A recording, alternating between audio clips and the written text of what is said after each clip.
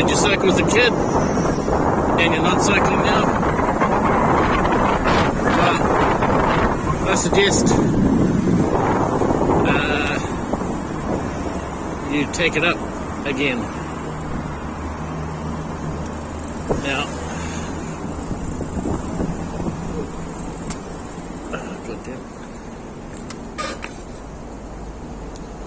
I suggest you take it up again. So my background is that when I was about 4, I got my first bike, maybe 4 or 5, and maybe like a 16-inch or a 20-inch. I can't remember. And I had that thing for years until I was about 11. I had it for about 7 years, which when you're a kid, that's like a year.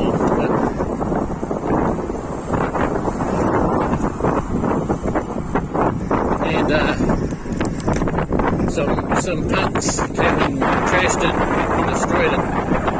My brother had the same bike, and it was healing was a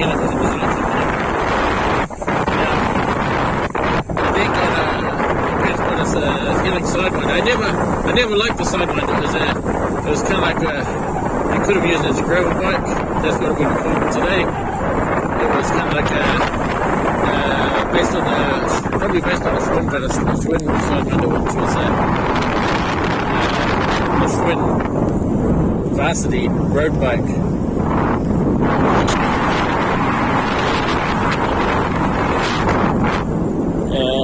Schwinn road bike.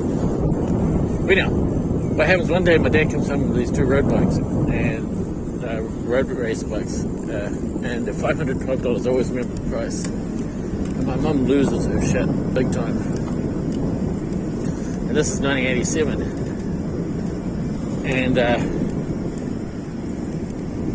to justify it, me, my dad, my brother, and a friend, Tim Blackwell,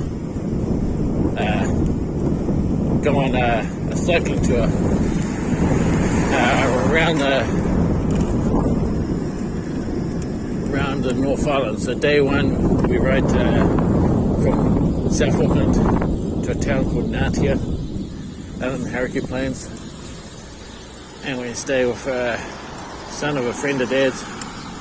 And day 2, he's no longer alive, but his mother is like 90 something. She's outlived him. But now, day 2, we ride from Ngatea and we ride through Wharoa, the Maihi. We go to a place called Cadicat. We stay in the hot pools. And the only reason I know the year is the summer of 87, 88. It's because my brother, basically these 2 girls were coming on to him, these 2 American girls, and they asked him his age, and he told them that he was 13, which put the kibosh on that. So he shouldn't have told the truth there. And so we then do to Tauranga, and then we come down the Kaimai Ranges. We get lifted to the top of the Kaimai Ranges, come down into Manamata. My brother bails, and then we ride through to Wainara Hot Springs near Arawaia, and then ride home. Okay, so I cycle for a while, but I get punches, and then what happens is I give up cycling because I get a... So we do this tour. So day 1, we get lifted to the top of the Bombay Hills from South Auckland. We ride to Ngatea on the Hauraki Plains. Day 2, we ride from Ngatea through Paihia, through Waihi. I remember my brother, he was in a bad state coming out of up the hill to Waihi, and through Waihi to this place called Cadicat, and they had these hot pools. Like I said, the only way I can remember it is when my brother got approached by these 2, I might have said this in the last video. We were in the pool and these 2 American girls were hitting on him, and they asked him his age, and he said he was 13, and they thought he was 17, so that was the end of that. So it was the summer of 87, 88. And the The next day we rode almost to Tauranga, and Tim Blackwell, his uncle, had an avocado orchard, and at this avocado orchard,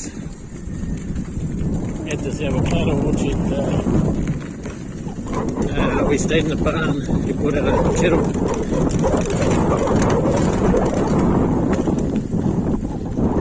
He brought out a kettle and a toaster, and then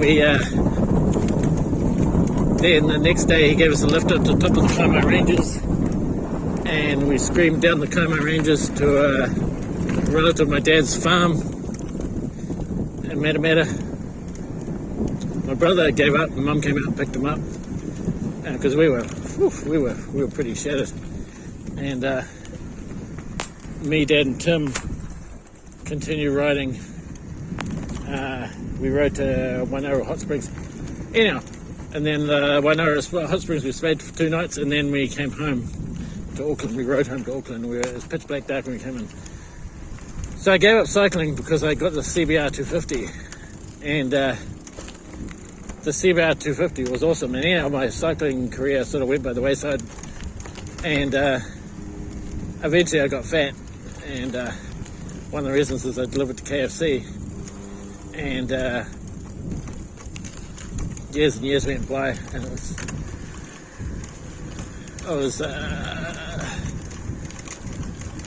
years went by, and I wasn't fat. I was because I was physically active delivering bread. And people thought I played rugby, and so because of that,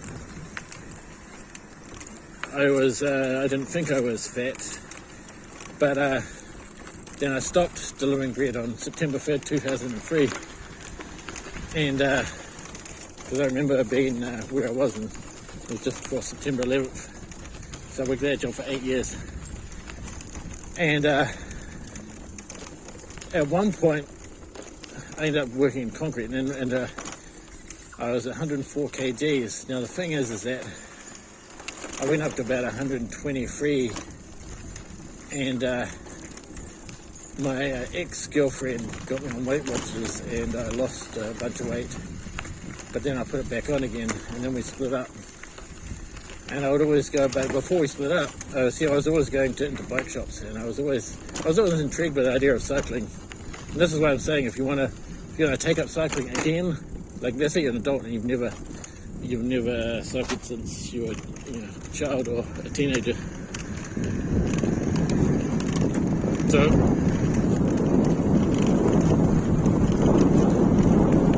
this is a story of how that happened, and this is kind of the origin story of how I ended up cycling. And so one day I read about this RS4 crank. It was a crank made by Rotobike. It was like an offset crank. It was like an invention, and it got me thinking again, and I ended up going to bike shops and checking out finance deals. And on February 3rd, 2007, I pulled the pin and bought a Specialized tarmac. Best decision I ever made, definitely one of them. And I got back into cycling at the age of I would have been 33. Yeah, 2007. Let's see, I was born 73, 74, 75, 5, 6, 7. Yeah. I wasn't yet 33, I was 32. I turned 33 shortly after, about a month later. And that's how I got back into cycling, and I've been cycling ever since. But there was a period when I had my daughter, 2017, that I only rode 280 kilometers in that year, and that's sort of like impetus was to get back into it and to get an e-bike in 2019 to commute to work. So yeah, the message here is that if you are an adult and you don't have a bike, you should have a bike. I mean, if this video cuts out, that's the message. That's the core message here. And if I can do it, you can do it. I wouldn't recommend buying a modern road bike disc brakes, so buy one with rim brakes. So go back to my other videos and see, and look at other cycling YouTubers, like independent ones, not ones that the industry wants to show you, like bikes with disc brakes and integrated handlebars, headsets, things like that. That's we don't want to go that way. So, okay, that's all I have for today. And I hope if you see this, you take my advice, and catch you later.